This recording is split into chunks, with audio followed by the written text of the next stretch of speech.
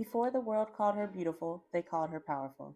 Cleopatra, the last pharaoh of Egypt, a woman of language, strategy, and intellect. She ruled not only a nation but her image, crafting presence like an artist shapes stone. In her world, wellness was not vanity, it was command. Every ritual, every scent, every taste was designed to sustain the body and sharpen the mind. Today, we're stepping into Cleopatra's daily life. Not the myth, not the movie, but the rituals that kept her radiant, vital, and unforgettable. A journey through milk, honey, pearls, and purpose. Her mornings began quiet. The queen's attendants poured the milk of 700 donkeys into her bath, a liquid silk that filled the air with warmth and sweetness. Historians called it decadence. Science calls it foresight. Milk contains lactic acid, a gentle exfoliant that dissolves dead cells and softens skin. Long before the term existed, Cleopatra practiced chemical renewal, a queen's version of cellular rebirth.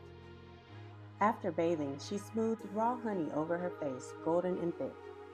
Honey's enzymes and antioxidants soothed her skin and sealed in moisture, protecting her from the desert's relentless sun.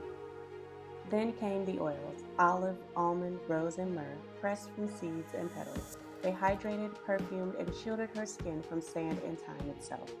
But Cleopatra's artistry went deeper. For the flush of her lips, she crushed carmine beetles, mixing the pigment with beeswax.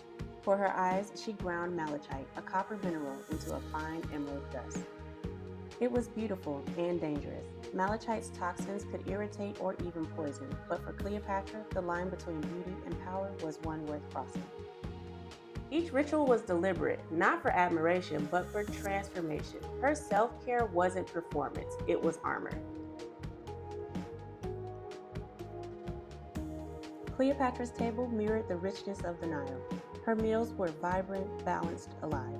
She dined on figs, pomegranates, dates, and grapes, fruits ripened under Egypt's eternal sun, each one rich in antioxidants, minerals, and natural sweetness. She favored barley and spelt for their steady energy, and greens seasoned with garlic, leeks, and coriander, foods that nourished her digestion and her focus. From the river, fish, a clean, lean source of protein and omega oils. Olive oil was her constant companion, in food and on skin. Its healthy fats and polyphenols made it both fuel and protection. Today we call this the Mediterranean diet, one of the world's most studied and celebrated patterns for heart health, longevity, and vitality. Cleopatra lived it centuries before modern nutrition gave it a name. Yet for Cleopatra, food was more than just nourishment, it was theater. She hosted banquets that shimmered with spectacle, roasted quail glazed in honey, wine steeped in herbs, towers of fruit and breads perfumed with oil.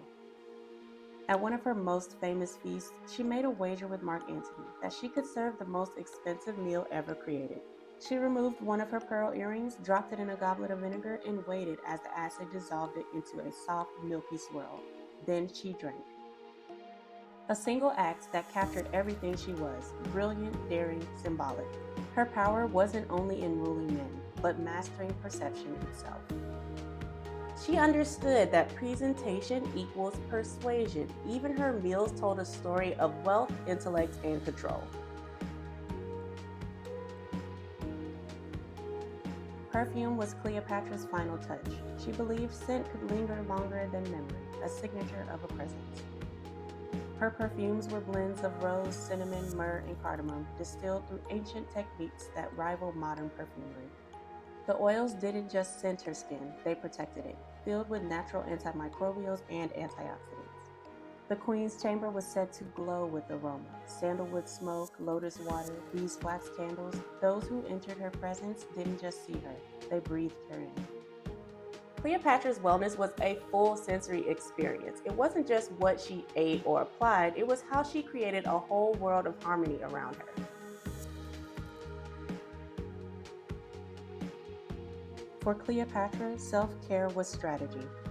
In a world that demanded strength from women yet worshipped grace, she embodied both. Her glow was a statement of control, the visible reflection of internal order. She ruled through intellect and charisma, but her wellness rituals were her rhythm, grounding her between politics and myth. Each act of care was an act of defiance, a refusal to let the world define her worth. She understood what so many of us still forget, that caring for the body sharpens the mind and tending to self strengthens the spirit. Centuries fade, empires crumble, but Cleopatra's rituals remain, whispered through time as symbols of self-devotion. Honey for healing, milk for renewal, food for balance, and intention as her crown. Maybe Cleopatra's true secret wasn't the milk or the honey or the jewels. Maybe it was her belief that the way you care for yourself tells the world how to see you. I hope you guys enjoyed this video. I know it's a little different from what I normally do, but I actually really love history. It's about 80% of what I watch on YouTube, and I thought this would be a really good way to tie in my love of history to my channel. So I want to focus on different things like Cleopatra's wellness or different crazy diets throughout history, like the tapeworm diet or Henry VIII's crazy diet. So let me know what you guys think in the comments, and thank you so much for watching. I'll see you in the next one.